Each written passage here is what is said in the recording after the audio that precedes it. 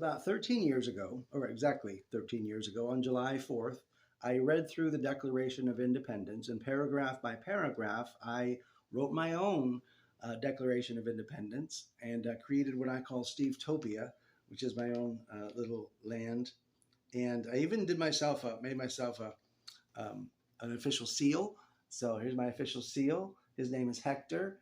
And if you notice, it says ad maloria there, which means toward better things. And, you know, at the time, because I recognized that the government we have, the United States government, is unfortunately owned by two private corporations called the Democratic and Republican parties.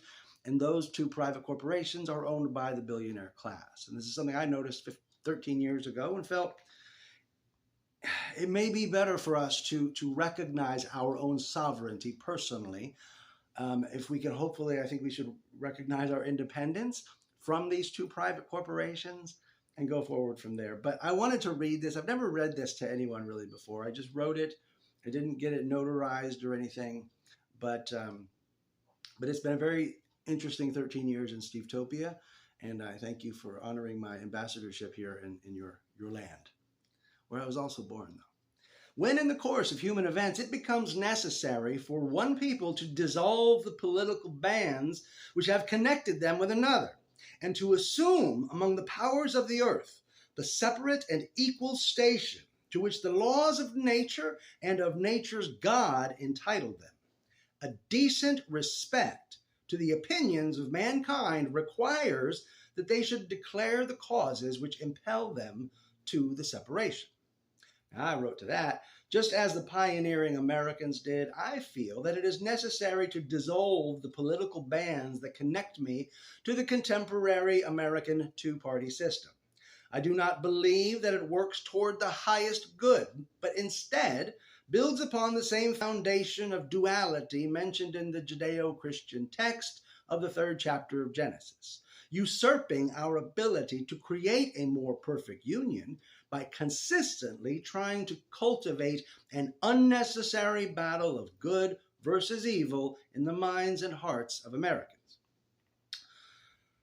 Jefferson said, "We hold these truths to be self-evident, that all men are created equal, that they are endowed by their Creator with certain unalienable rights, that among these are life, liberty, and the pursuit of happiness." In Stevetopian, we said, "I think it is interesting to note that life, liberty, and the pursuit of happiness are among our unalienable rights, but do not fully encompass them. Nevertheless, those three do greatly represent the essence of human rights.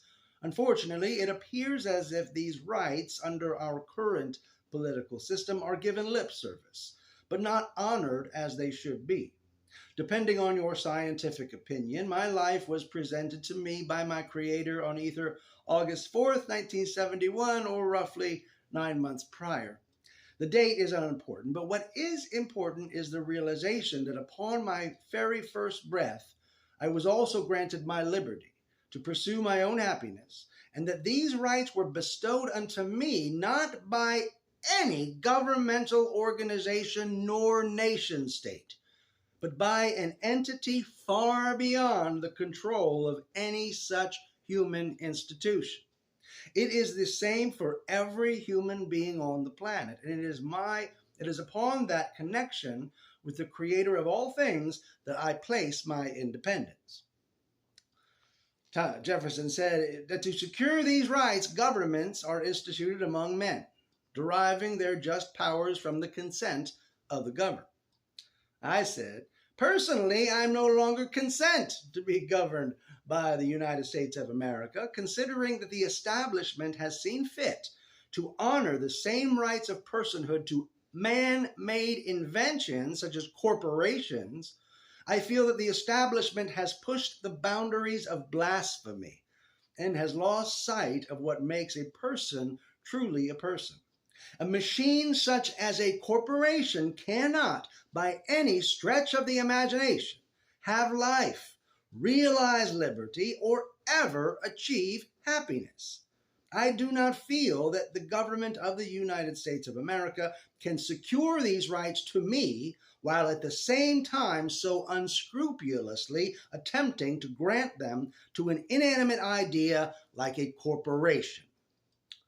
Jefferson said that whenever any form of government becomes destructive to these ends, it is the right of the people to alter or to abolish it, and to institute new government, laying its foundation on such principles and organizing its powers in such form as to them shall seem most likely to affect their safety and happiness. Stevetopian said, considering the complexity and bureaucracy of the U.S. federal government and the desire that so many Americans have to continue honoring the organization, I do not feel it is in my best interest to attempt to alter it. Therefore, I hereby abolish my connection with it and institute a personalized government for the autonomous nation of Stevetopian. The building blocks for this new nation include the inalienable rights of life, liberty, and the pursuit of happiness, but also peace, love, and responsibility.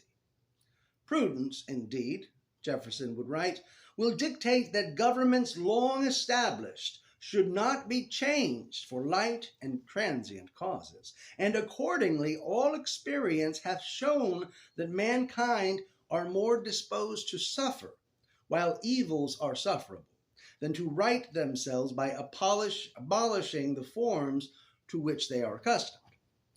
In Stevetopian, we said, indeed, it has become standard in our two-party voting procedures to cast our ballots for the lesser of two evils. Considering the devotion that both parties of the U.S. federal government have cultivated toward the sole vision of unlimited economic growth, and the unequivocal capitulation they have offered to corporate powers that do not serve the greatest interests of the citizens of the United States of America, this evil has been suffered for long enough, and I will not feign subservience to a system that does not offer the highest good as an option. Jefferson said, but when a long train of abuses and usurpations, pursuing invariably the same object, evinces a design to reduce them under absolute despotism, it is their right, it is their duty to throw off such government and to provide new guards for their future security. Stevetopian, we said, considering also the heightened militaristic activity of the U.S. federal government and the continued relinquishment of the rights of its citizens, I feel that this entity is growing increasingly despotic and only reflects the original principles upon which it was founded as ideals that are being pulled further out of reach of the citizenry. Again, since my inalienable rights were bestowed to me by my Creator and are continually provided through that same cosmic resource, I see no need to subjugate myself to the rule of increasing despotism and therefore relieve the U.S. federal government from its duties of providing for my present or future security. I'll take my chances in the hands of God. Jefferson wrote, such has been the patient sufferance of these colonies, and such is now the necessity which constrains them to alter their former systems of government.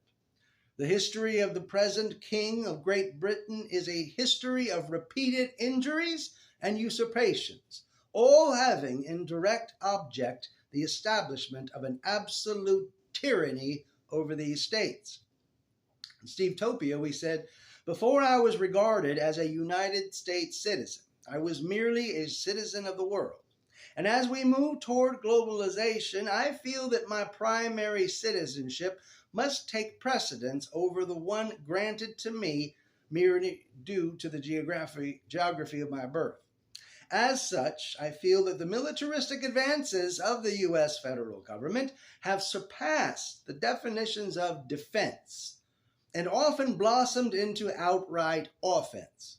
Due to my adherence to the principles of peace, hope, love, and happiness, I cannot condone such behavior. and cannot abide by my integrity while allowing the U.S. government to carry on such activities in my name. Furthermore, I feel that the intrusion of the U.S. federal government into the lives of its citizens is doing more harm to the unalienable rights of life, liberty, and the pursuit of happiness than it does to protect them. Thomas Jefferson wrote, "To prove this, let facts be submitted to a candid world. He has refused to assent to laws, the most wholesome and necessary for the public good." In the Stevetopian, we said, "With the consistent waging of war against other nations, the nebulous idea of terrorism, and its own citizens based upon issues of morality which should be decided on an individual level, I feel that the U.S. federal government has transcended its role as a protector of its people and is growing more deeply into the role of aggressor." Jefferson said he has forbidden his governors to pass laws of immediate and pressing importance, unless suspended in their operation till his assent should be obtained. And when so suspended, he has utterly neglected to attend to them. In Stevetopian, we said, amidst the battle between the two predominant political parties, the U.S. federal government has lost sight of its duties to uphold the Constitution and protect the people of the United States of America, and deteriorated its ability to negotiate justice in favor of power plays dominated by selfishness and greed. Jefferson wrote, he has refused to pass other laws for the accommodation of large districts of people, unless those people would relinquish the right of representation in the legislature, a right inestimable to them and formidable to tyrants only. And Stevetopian said, we said, through its veneration of unlimited economic growth as the foundation for human progress, and its wanton reverence of the economic elite over the rights of the citizenry, the U.S. federal government has strayed from its appointment as a representative of the people and has become a detriment to the global collective. Jefferson wrote, he has called together legislative bodies at places unusual, uncomfortable, and distant from the depository of their public records, for the sole purpose of fatiguing them into compliance with his measures. Stevetopian, we said, the U.S. federal government, by granting personhood to man-made creations such as corporations, has opened the door for unmitigated economic injustice by adhering to a representative democracy which has not altered its operational participation since its inception, in spite of a populace that has multiplied in such time. The U.S. government has relegated itself to being only a voice for the elite due to the fidelity of a two-party system, to its fidelity to a two-party system as a representation of a melting pot citizenry. The U.S. federal government is incapable of meeting the needs of the general public. Jefferson said he has dissolved representative houses repeatedly for opposing with many firmness his invasions on the rights of the people. We said in Stevetopian, with the passage of the U.S. Patriot Act, the U.S. federal government has dissolved the rights of the people and set itself up as a non-representative dictatorship. Jefferson wrote, he has refused for a long time after such dissolutions to cause others to be elected, whereby the legislative powers, incapable of annihilation, have returned to the people at large for their exercise, the state remaining in the meantime exposed to all the dangers of invasion from without and convulsions within. This is what Stevetopian said, due to its preoccupation with the two-party system and the development of career politicians, the U.S. federal government has strayed from its initial vision of representation of, by, and for the people, devolving to a ruling elite that has lost sight of the freedoms it was created to defend. Jefferson wrote, he has endeavored to prevent the population of these states for that purpose obstructing the laws for naturalization of foreigners, refusing to pass others to encourage their migration hither, and raising the conditions of new appropriations of lands. Stevetopian, we said, in its development of such stringent immigration laws while simultaneously empowering the outsourcing of American jobs, the U.S. federal government has instituted a harmful precedent of hypocrisy and violations of human rights, which serve neither the citizenry of the United States nor the global population.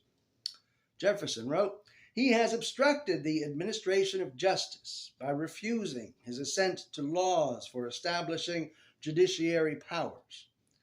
In Stevetopian, we said, by adhering to the antiquated practice of the Electoral College, amidst the ineffectual two-party system, the U.S. federal government has proven itself impotent in calibrating the values of the American people. Jefferson wrote, he has made judges dependent on his will alone for the tenure of their offices and the amount and payment of their salaries. In Stevetopian, we said, through the disdainful use of corporate lobbyists, the U.S. federal government has co-opted the efficacy of democracy and moves further toward fascism as the practice is continued. He has, as Jefferson wrote, erected a multitude of new offices and sent hither swarms of officers to harass our people and eat out their substance. Stevetopian, we said, by developing departments designed to restrict the freedoms of Americans, thereby restricting the cultivation of freedoms worldwide, and infusing these department initiatives of the further empowerment of the economic elite, the U.S. federal government has become a hindrance toward the maturation of the inalienable rights of humankind.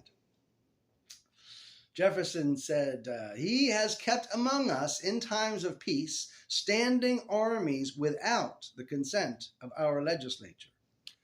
In Stevetopian, we said, with more than 50% of the U.S. federal government's discretionary budget devoted toward military exploits, with hundreds of bases around the globe, the U.S. government has initiated a state of endless violence, empirical in nature, driving toward the establishment of a worldwide police state. Jefferson said he has effected to render the military independent of and superior to civil power.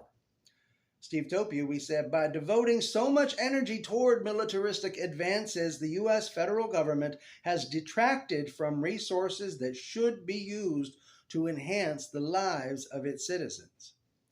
Jefferson said he has combined with others to subject us to a jurisdiction foreign to our Constitution and unacknowledged by our laws, giving his assent to their acts of pretended legislation.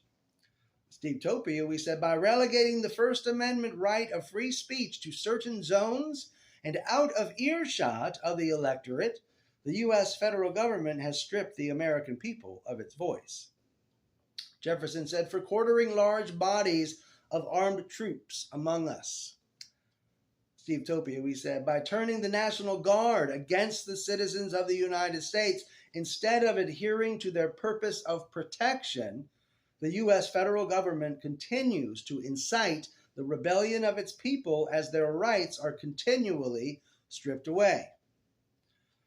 Jefferson wrote, for protecting them by mock trial from punishment for any murders which they should commit on the inhabitants of these lands. In Stevetopian, we said, by instituting the use of private mercenaries in military endeavors, the U.S. federal government has set itself up as bullies in the world and tossed justice by the wayside. Jefferson wrote, for cutting off our trade with all parts of the world. Stevetopian, we said, by setting up embargoes with particular countries, the U.S. federal government has limited the economic freedoms of its citizenry. By imposing legislation that works toward the banishment of natural resources like hemp and other forms of the cannabis plant, the U.S. federal government has crippled productivity and sustainability initiatives for its people and perpetuated this ignorance and inefficiency throughout the world in order to propagate more destructive industries in the name of greed. Jefferson said, for imposing taxes on us without our consent.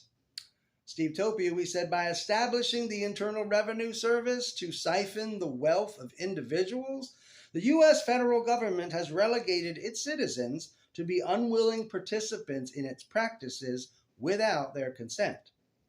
Jefferson said, for depriving us in many cases of the benefits of trial by jury. Stevetopian, we said, with the implementation of camps used to hold foreigners without trial for indeterminate amounts of time, the U.S. federal government has usurped the rights of humankind. Jefferson wrote, for transporting us beyond seas to be tried for pretended offenses. And Stevetopian, we said, by incorporating the practice of rendition in dealing with American citizens, the U.S. federal government has usurped the rights of its own citizens.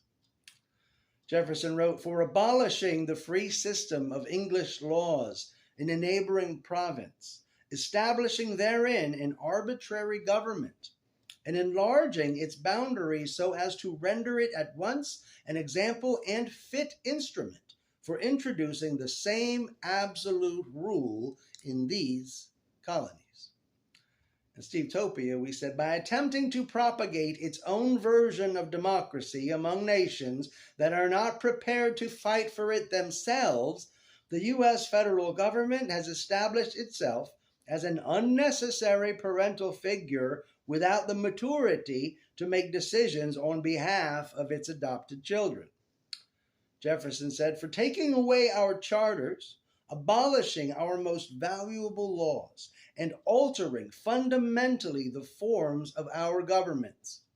Stevetopian, we said, by establishing laws based on morality, the U.S. federal government has stood in the way of the development of liberty and stripped its citizens of the right to make responsible decisions as to the course of their individual lives. Jefferson said, for suspending our own legislatures and declaring themselves invested with power to legislate for us in all cases whatsoever. Stevetopian, we said, in establishing federal laws which do not support the laws of the states and their freedom to govern with autonomy, the U.S. federal government has usurped the rights of the states and the individuals therein. Jefferson said he has abdicated government here by declaring us out of his protection and waging war against us. Stevetopian, we said, by furthering the propagation of the U.S. Patriot Act, the U.S. federal government has declared war against its own people. Jefferson said he has plundered our seas, ravaged our coasts, burned our towns, and destroyed the lives of our people. Stevetopian, we said, due to his rampant adherence to unlimited economic gain and unbridled devotion to corporate forces, the U.S. federal government has developed practices of environmental destruction and the unwise consumption of our natural resources for the benefit of the economic elite, thereby detracting from the quality of life for future generations. Jefferson said he is at this time transporting large armies of foreign mercenaries to complete the works of death, desolation, and tyranny, already begun with circumstances of cruelty and perfidy scarcely paralleled in the most barbarous ages, and totally unworthy of the head of a civilized nation. Stevetopian, we said, through its practice of barbarous methods of interrogation and the use of private mercenaries, the U.S. federal government has proven itself irrespective of diplomacy and civilized negotiations. Jefferson wrote, he has constrained our fellow citizens taken captive on the high seas to bear arms against their countries, to become the executioners of their friends and brethren, or to fall themselves by their hands. Stevetopian, we said, by recruiting the young people of the citizenry to sacrifice their lives through militaristic endeavors while their own offspring refuse to serve in such a capacity, the members of the U.S. federal government have unwittingly created a caste system placing themselves and their families among the elite, showing little regard for the lives of the average American family. Jefferson wrote, "He has excited domestic insurrections among us, and has endeavored to bring on the inhabitants of our frontiers the merciless Indian savages, whose known rules of warfare is undistinguished destruction of all ages, sexes, and conditions."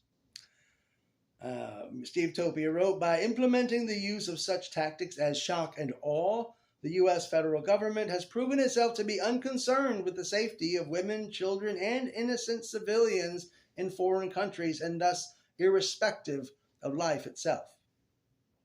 Jefferson wrote, "In every stage of these oppressions we have petitioned for redress in the most humble terms. Our repeated petitions have been answered only by repeated injury. A prince whose character is thus marked by every act which may define a tyrant is unfit to be the ruler of a free people." Stevetopian, we said, "By subjugating our freedom of speech to exclusive zones where they cannot be heard by the electorate, and by continually showing favoritism to those consumed with quantifiable economic growth, instead of the quality of human livelihood, the U.S. federal government has proven itself inept at hearing the voice and serving the good of its people." Jefferson wrote, "Nor have we been wanting in attention to our British brethren. We have warned them from time to time of attempts by their legislature to extend an unwarrantable jurisdiction over us. We have reminded them of the circumstances of our emigration and settlement here. We have appealed to their native justice and magnanimity, and we have conjured them by the ties of our common kindred to disavow these usurpations, which would inevitably interrupt our connections and correspondence. They too have been deaf to the voice of justice and of consanguinity. We must therefore acquiesce in the necessity which denounces our separation, and hold them, as we hold the rest of mankind, enemies in war, in peace, friends." In Stevetopian, we said, "As our American brothers and sisters have continually devoted themselves to uphold the status quo in blind deference to patriotism over pragmatic approaches to the further cultivation of life, liberty, and the pursuit of happiness, I find myself unable to further participate in a system which does not serve their or my best interests. I do not hold myself as an enemy of the state or of its citizenry, but as a friend to all in times of both war and peace." Jefferson wrote, "We therefore, the representatives of the United States of America in General Congress, assembled, appealing to the Supreme Judge of the world for the rectitude of our intentions, do, in the name and by the authority of the good people of these colonies, solemnly publish and declare that these united colonies are, and of right, ought to be free and independent states, that they are absolved from all allegiance to the British Crown, and all political connection between them and the state of Great Britain is and ought to be totally dissolved, and that as free and independent states, they have full power to levy war, conclude peace, contract alliances, establish commerce, and to do all other acts and things which independent states may of right do. And for the support of this declaration, with a firm reliance on the protection of divine providence, we mutually pledge to each other our lives, our fortunes, and our sacred honor." In Stevetopian, we wrote in 2012, "As the sole representative for myself, with all of the responsibilities contained therein, I do hereby appeal to my Creator with gratitude for the unalienable rights bestowed unto me, and with the hope and faith of their continuance, joyfully and reverently secede from the United States citizenship granted to me upon my birth, and do hereby declare myself as the autonomous nation of Stevetopia, no longer requiring representation by any number or organization of the government of the United States of America. I shall continue to participate in the cultivation of peaceful living among the land that we share and the land beyond, in hopes that it will continue to blossom throughout the rest of the world. I hereby offer to the citizens of America my lifelong brotherhood, expanding the sentiment of diplomacy, fellowship, peace, and the responsible stewardship of our natural resources toward our collective evolution and the well-being of future generations throughout the world and to all nations and individuals therein. So that was the Declaration of Independence interspersed with the Stevetopian Declaration of Independence. And for those of you Americans who are offended, congratulations. It seems as if that's what we're all striving for these days. So if that offended you, by all means, go ahead and be offended by that. But for those of you with eyes to see and ears to hear, I pray that you look to that a little bit, and maybe some nuggets in there maybe spoke to you. But I do truly believe, even 13 years after having written that, looking at the United States government as it is, I really hope the American citizenry, the people of this country, recognize that our government is owned and operated by these two private corporations of the Democratic and Republican parties.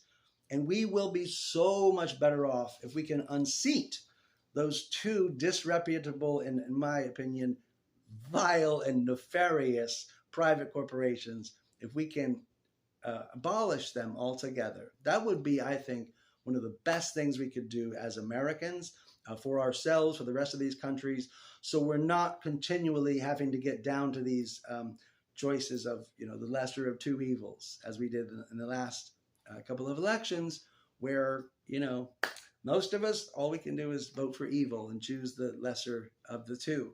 And I don't think it's required to vote for evil. I think we should wise up, institute a better kind of democracy, and be able to vote for something actually good. But that's just my thinking. I'm just a dreamer here on the interwebs who, dissolved his relationship with his country and now wants to run for president. So what are you going to do? I'm a poet. I'm a free spirit. And I hope you all are having a wonderful Independence Day and celebrating it as much as you possibly can.